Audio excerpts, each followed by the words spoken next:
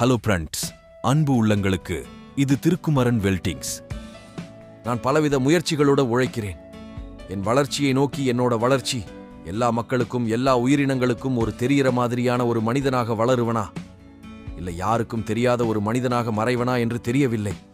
உலக மக்களுக்கு தெரிகிற மாதிரி ஒரு மனிதனாக வளர்வேன் என்று உழைத்துக் கொண்டிருக்கிறேன்.